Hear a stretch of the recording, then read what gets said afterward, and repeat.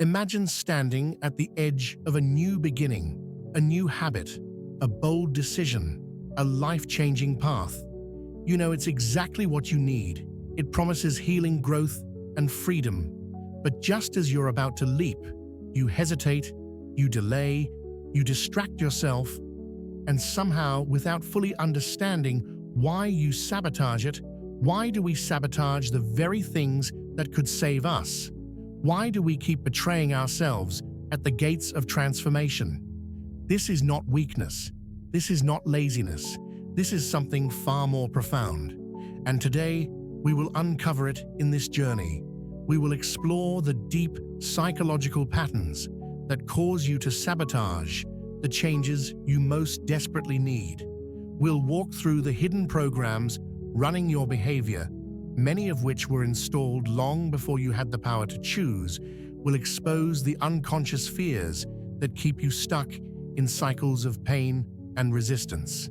And most importantly, by the end, we will arrive at a revelation so powerful it could shift the entire way you relate to yourself and to your life. The last truth we reveal today will not only be the most surprising, it will be the most liberating. But to reach it, we must begin at the root. Think back to a time you were on the verge of change. Maybe it was leaving a toxic relationship, starting therapy, changing careers. Maybe it was simply setting boundaries with someone who constantly drained you. You felt the truth of it in your body. You knew you had to do it, but something in you resisted. It was like watching yourself pull away from your own healing. That resistance is not a flaw in your character, it's a defense mechanism of your psyche. According to Carl Jung, we all have a shadow, the unconscious part of our mind that holds the aspects of ourselves we learned were unacceptable, dangerous, or unlovable. These can be emotions, instincts, desires, even strengths. As children, we learn to push these parts away to survive, to be accepted, to belong. But when you move toward change, real, uncomfortable, unfamiliar change, you stir the shadow. You awaken buried fears of rejection, abandonment, failure. And that's when sabotage enters. Sabotage is not self-destruction, it's self-protection. In disguise, you're not afraid of failing. You're afraid of what success might cost. You're not lazy, you're loyal. Sometimes tragically loyal to the pain you've known all your life. Psychologist Gay Hendricks, in his book The Big Leap, describes this as the upper limit problem each of us has. A thermostat for how much love, success, or joy we believe we're allowed to feel. When we surpass that limit, when things start going too well, we unconsciously find ways to bring ourselves back down. We pick fights, miss deadlines, quit too soon. We return to the suffering we know because joy feels unfamiliar, unsafe, and the mind always prefers the familiar over the unknown, even if the familiar is painful. So here's a question only you can answer. What if the life you've built, your routines, your relationships, even your beliefs are all adaptations to an old pain?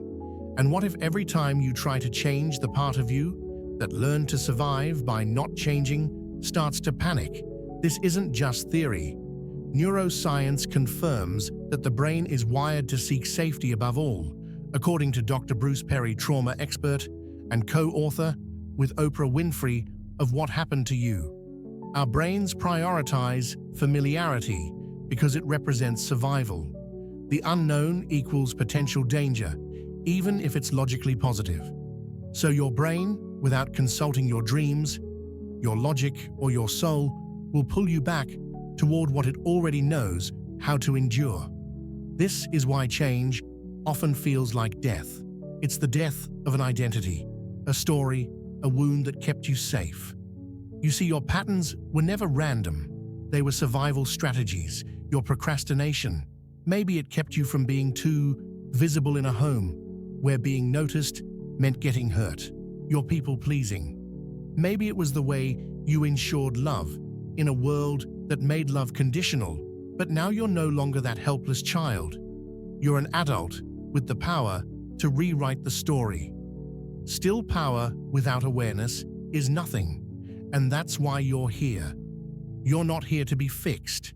You're here to remember who you were before the world taught you to fear your own light. You sabotage the change you need most, not because you're broken, but because deep down, something in you believes that change might break everything else. So what can you do first? You have to meet your resistance with compassion, not punishment. As the psychologist Kristin Neff teaches, self-compassion is not indulgence. It's a form of emotional courage. When you shame yourself for resisting change, you deepen the very wound that created the resistance. But when you bring kindness and curiosity to your patterns, you create space. And in that space, new choices become possible. Ask yourself, what am I afraid will happen if I truly change? Will I lose someone? Will I no longer recognize myself? Will I finally have to take responsibility for the life I've postponed? You see, every act of sabotage carries a message. It's a part of you saying that I'm afraid not of the goals, but of what it might cost to reach it. And this is where transformation begins. Not by pushing harder, but by listening deeper, by honoring the parts of you that were just trying to survive. So, before we go further, I want you to sit with this question. What pain would I have to confront if I actually stopped sabotaging myself? Because here's the truth. The changes you need the most will require you to let go of the person you had to become just to survive. But only then will you meet the person you were always meant to be. Are you ready to meet them? So you're standing on the threshold of transformation. And now that you understand sabotage as a form of self-protection, a deeper truth begins to emerge. Self-sabotage is not the enemy. It's a signal. It's your psyche's way of saying, I want to grow, but I also want to feel safe. And these two desires are often in conflict. Let's go even deeper. Think about the first time in your life when you tried to express a boundary and were punished for it, or when you spoke your truth and it was ignored, or when you dared to shine and were shamed into silence. Each of these moments plants a seed, a belief, a fear, and over time, they form an invisible contract with yourself. You begin to believe things like, if I speak up, I'll be rejected. If I change, I'll lose love. If I rise, I'll be torn down. These beliefs are rarely conscious, but they drive your decisions, your behaviors, your hesitations. This is why the inner work is essential. You're not just trying to create a new life. You're trying to break an old agreement, one you never even remember signing. This is where trauma enters the conversation. Not just the big dramatic events we typically associate with trauma, but what psychologist Dr. Gabor Maté calls trauma with a small t. The quiet, chronic experiences of disconnection, of feeling unseen, unheard, unworthy. He says, trauma is not what happens to you. It's what happens inside you as a result of what happens to you. So the real wound is internal, and so is the healing. Let's get practical for a moment. Maybe you've tried to build better habits, you've read the books, taken the courses, written the goals, but somehow you still get stuck. Why? Because behavior does not change until identity changes, and identity does not change until belief changes, and belief does not change until you feel safe enough to let go of the old one. So the first step isn't doing more, it's learning how to feel safe in your own evolution. Dr. Nicole LePera, known as the holistic psychologist, talks about this concept in her work. She emphasizes that healing is not about perfection, it's about creating safety in your nervous system to tolerate the unknown, because the unknown is where change lives. And here's where things get really interesting. The more you try to force transformation from a place of fear or self-rejection, the more your nervous system resists. It sees the effort, not as freedom, but as threat. This is why many people cycle through self-help, endlessly reading book after book, consuming more knowledge, but never quite crossing into action, because they're trying to change from the neck up while the body still remembers the fear. And so real transformation must involve the whole self, body, mind, and soul. That means slowing down, feeling the resistance, noticing what stories arise when you try to move forward. Stories like, "I'll never be good enough. I always mess things up. Nothing ever works for me." Where did those stories begin? Whose voice is that in your head? Because most of the time, it's not yours. It's an echo of someone who didn't believe in you, someone who projected their fears onto you, someone who made you doubt your power because they were afraid of their own. And now you carry that echo like it's your own voice, but it's not. You can release it. You can rewrite it. Let me ask you this. If you could speak to the version of yourself that always sabotages, what would they say? Would they sound angry, scared? Would they just want to be heard? Many people find that when they finally sit with that part of themselves, not judge it, not suppress it, just listen, something incredible happens. That sabotaging voice softens because it was never trying to hurt you. It was trying to protect you, like an overbearing parent who yells at a child to keep them from getting hurt. The intention isn't evil. It's outdated, misguided. But once you see that, you gain power over it, and that power comes from presence. Every time you catch yourself about to fall into an old sabotage pattern, procrastination, self-doubt, toxic relationships, you now have a moment of choice. You can pause. You can ask, what am I trying to protect myself from right now? What am I afraid I'll lose if I actually succeed? These are not easy questions, but they're the doorway to freedom. Here's another truth. The bigger the change, the louder the sabotage, because every transformation threatens the stability of your current identity. That's why the most powerful changes often happen slowly, not with a lightning bolt of motivation, but with a quiet shift in perspective, a decision repeated daily by belief, rewritten patiently.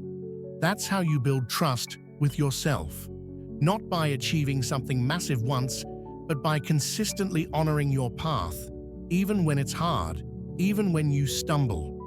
So let me ask you again, what if your sabotage was not proof that you're broken, but evidence that something inside you is trying to keep you safe and just doesn't yet know how to do it any other way? Wouldn't that change how you approach your growth? Wouldn't that soften how you speak to yourself?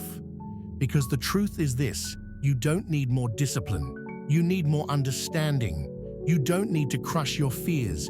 You need to comfort them. When you begin to do that, not just once, but every day, something begins to shift. You begin to outgrow the version of you who only knew survival. You begin to feel the pull of something deeper. Not just who you could be, but who you've always been, beneath the wounds. And this is what we'll explore next. The next part of this journey takes us beyond the psychological and into the spiritual, because the final roots of self-sabotage are not just in your habits or your history, they're in your relationship with your own essence. And the closer you get to your true self, the more the false selves begin to fall away. But be warned, the ego does not let go without a fight. In part 3, we'll go into the unconscious forces that keep you stuck in roles, expectations, and identities that no longer serve you. And you'll discover how to step out of that prison, not by force, but by awakening. The most powerful truth is still ahead. What if the greatest act of sabotage isn't missing deadlines, falling off routines, or breaking promises to yourself? What if the real sabotage is much deeper, living a life that was never truly yours? To begin with, let's go to the core. You see, for most of us, the roles we play, the identities we wear, were not consciously chosen. They were assigned, inherited, shaped by culture, family, religion, and survival. Be the good one, the strong one, the successful one, the selfless one. From an early age, you learn who you're allowed to be and who you're not. And so you build a life around that version. You become a character in someone else's script, a mask that earns approval but suffocates authenticity. But here's the problem: growth threatens the character. Every time you try to step out of that role, speak your truth, honor your needs, express a different desire, your internal alarm goes off, because somewhere inside, a voice whispers, "This isn't who you're supposed to be. This isn't safe." And that's when sabotage returns. Not because you're failing, but because you're outgrowing the lie. Carl Jung called this the persona, the mask we wear to navigate the outer world. It helps us function, but it's not the whole of who we are. And when you begin to change, truly change, the persona starts to crack, but underneath it, something more real is waiting. This process isn't just psychological, it's deeply spiritual, because change is not simply about doing more, it's about becoming more of who you are and less of who you learn to pretend to be. But there's risk in authenticity. When you take off the mask, you risk being seen and rejected. And so unconsciously, we cling to sabotage because it delays that risk. It lets us keep one foot in the familiar, even if the familiar is quietly killing us. Let's make this real. Imagine a woman who's been in a relationship for years. She knows it no longer serves her. It drains her, limits her. But every time she thinks of leaving, she sabotages herself. Doubts creep in. She questions her worth. She tells herself stories. Maybe I'm overreacting. Maybe I won't find better. Why? Because the identity of the one who stays is deeply tied to her value. Leaving would not just end the relationship, it would require her to question who she is without it. And that is terrifying, because in that moment, the sabotage isn't about the partner, it's about preserving an identity she learned to believe was necessary for love. Now ask yourself, what identities are you unconsciously trying to protect every time you sabotage your growth? Are you clinging to being the martyr, the high achiever, the fixer, the one who's always fine? Every identity carries expectations, and those expectations become cages. True transformation demands that you walk out of those cages, that you allow parts of you to die so that others can live. But again, the ego does not surrender easily. The ego wants certainty, recognition, control. The soul wants truth, freedom, purpose. And these two forces will wrestle inside you, especially when you stand at the edge of change. Spiritual teacher Eckhart Tolle wrote, to offer no resistance to life is to be in a state of grace, ease, and lightness. But resistance is precisely what self-sabotage is made of. It's the tension between who you are and who you're pretending to be. And so long as that tension exists, sabotage will find you, because self-betrayal is the price we pay when we fear the cost of authenticity. So what do? You begin to listen, you begin to unlearn, you begin to grieve. Yes, grieve, because growth isn't just about gain, it's about loss. You will lose relationships that only knew how to love your mask. You will lose dreams that belong to a version of you that no longer exists. You will lose comfort, identity, illusions. And yet in that sacred loss, something profound is born. You begin to reclaim your inner authority, no longer led by guilt or fear, but by alignment. No longer chasing who you should be, but returning to who you really are. This is the path of individuation, a concept also explored by Jung, the process of becoming whole by integrating all parts of the self, light and shadow, strength and vulnerability, power and pain. And that's when sabotage starts to dissolve, because once you are rooted in truth, there is nothing left to protect. You are no longer trying to maintain a false version of yourself. You are no longer afraid of outgrowing your past. You are no longer addicted to the validation that once kept you small. Instead, you become devoted to something far greater, the unfolding of your deepest self. And here's where it gets powerful. When you stop sabotaging, your energy returns. Your focus sharpens, your intuition strengthens. You begin to see clearly not just who you are, but what you're meant to do. And that's the final layer of sabotage: fear of responsibility. Because to truly transform means accepting the responsibility of your potential. It means facing the fact that no one is coming to save you. It means realizing that freedom is not about escape, but ownership. You cannot be powerful and avoid responsibility. At the same time, you cannot be whole and stay hidden. So ask yourself, am I afraid of failure, or of realizing I was always capable? Am I afraid of rejection, or of no longer having an excuse? Am I afraid of change, or of meeting the version of myself I said I was waiting for? Because here's the secret. No one tells you the person you've been waiting to become is not in the future. They're just on the other side of everything you've been afraid to feel. And in the final part of this journey, we will reveal the most powerful truth of all, the one that ties every insight together. It's not about effort, it's not about strategy, it's not even about healing, it's about permission. In part 4, we'll explore how giving yourself radical permission to live in alignment without guilt, without shame, without delay, is the ultimate act of liberation. We'll also reveal why some people rise above sabotage forever, and how you can too.